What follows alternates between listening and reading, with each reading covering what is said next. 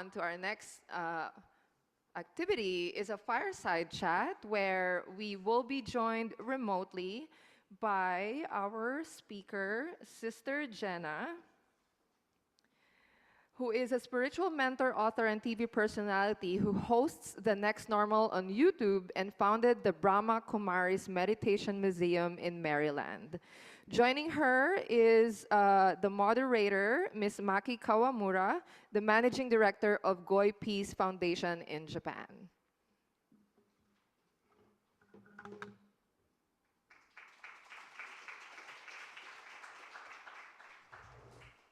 Yes. Hello,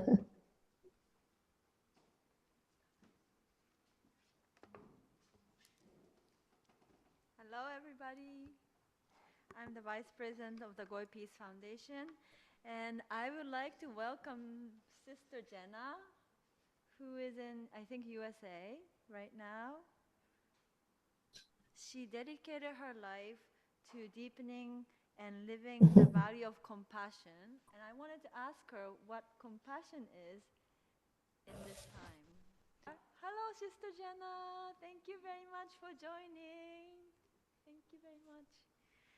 So, Sister Jenna, through her work, she has been guiding people on how to live with compassion and how to create a more compassionate society. So, in order for us to step into the theme of AI plus compassion, I'd like to ask you, what actually is compassion and how we recognize that we carry compassion within us? We all carry compassion within us. So please share. Well, you're stepping right into it, right? You're going right to the target. Anyway, good morning, good evening. Very warm welcome to everyone. Loving greetings from Washington, D.C., where I think the world's eyes look towards this particular area on the map, wishing there would be more compassion. And when I think of compassion as an energy, a quality, a virtue, an innate energy in every single human being, I don't know, I just think it's a kind of a personality that listens without judgment. It kind of has an awareness of what's in the heart of a person. A compassionate person gives respected space when it's needed. And one of the, personally for me, a compassionate person has a lot of patience to accept people as they are, even though they don't give up in contributing to change. Did that help? Thank you very much.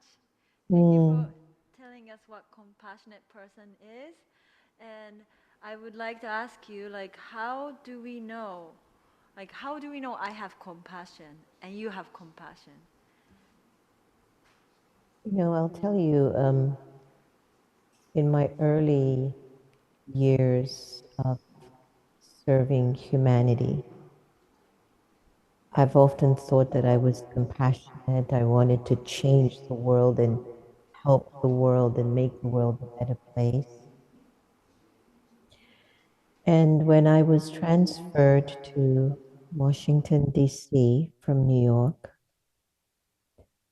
after 3-4 years, I found myself not feeling very compassionate, that it seemed as if majority of people that I was in service to didn't care very much.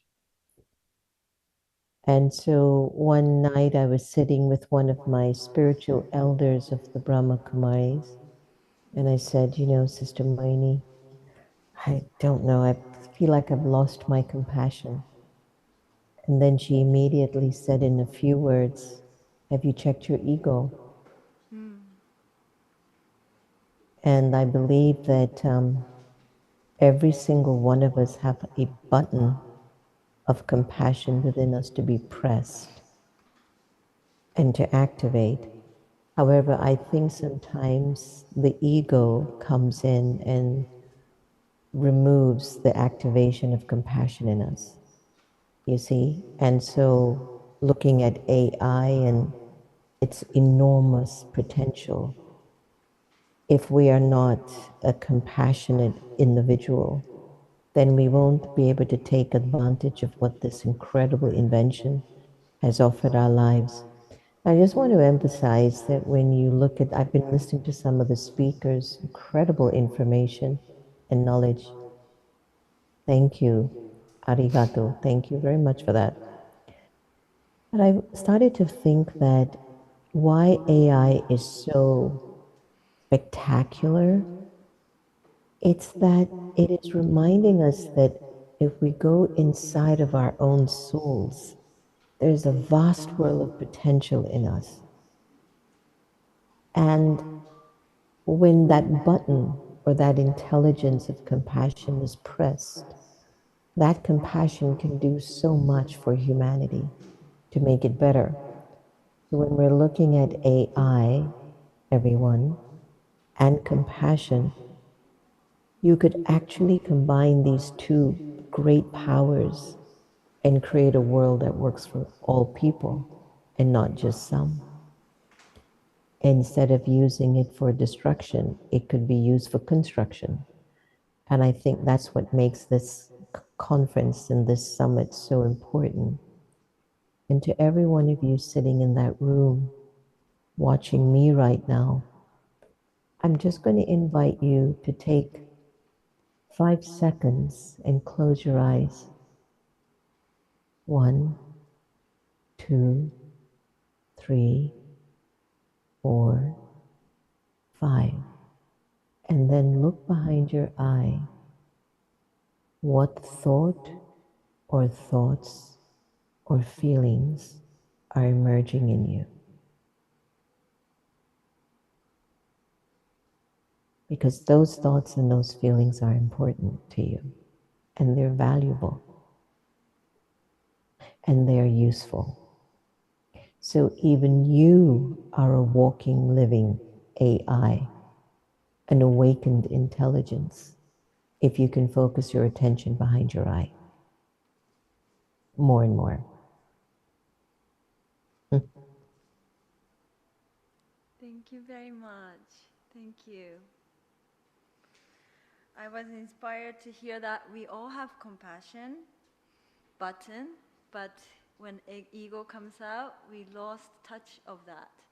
But like Yeah. closing your eyes and going into yourself and see what's behind your eyes helps us connect to that part of you. And Well, it will definitely start you to become more intuitive like AI is.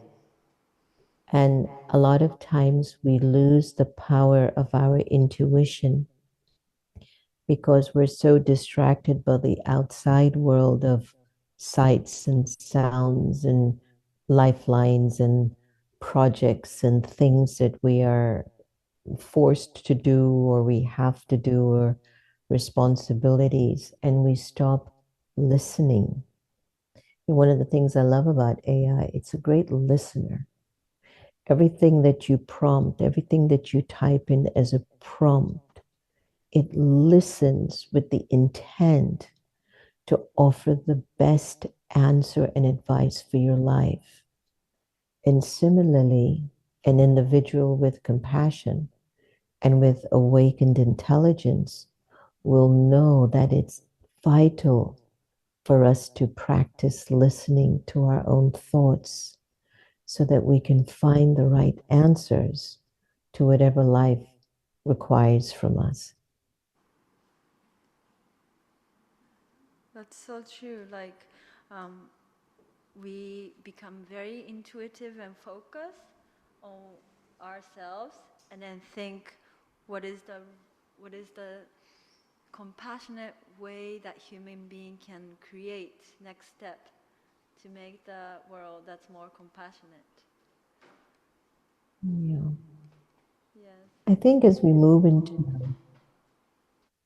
the possibility of the world finding regulations to protect the current generation and the generations behind us from abusing this gift of extreme potential.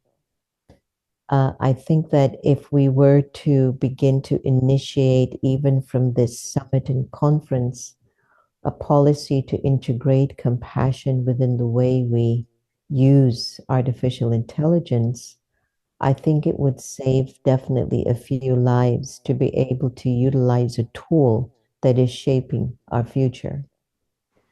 And I feel that if we don't start now to initiate narratives, conversations, summits like this, that there will always be a better way to utilize such a great power like AI, then we need to start this conversation. We need to sustain the conversation, and we need to act on this kind of conversation, integrating compassion with AI, with leadership, with our prime ministers, with our presidents, with our senators, with our political leaders, with the most influential people until they get it. You know, when you look at the state of the world right now in the United States, the government has shut down. There is no government today as we speak. It was shut down yesterday. That means agencies are closed. And so the reason why that is happening is that people haven't been listening to their own conscience, nor have they been articulating compassion in their decisions.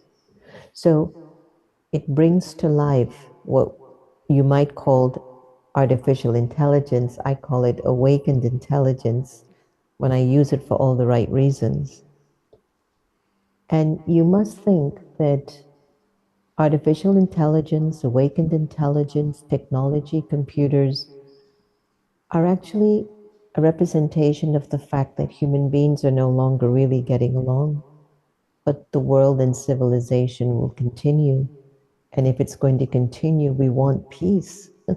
We want harmony. We want to be able to work with somebody in the office and not deal with their jealousy or their competition or their lack of trust or their lack of focus with us.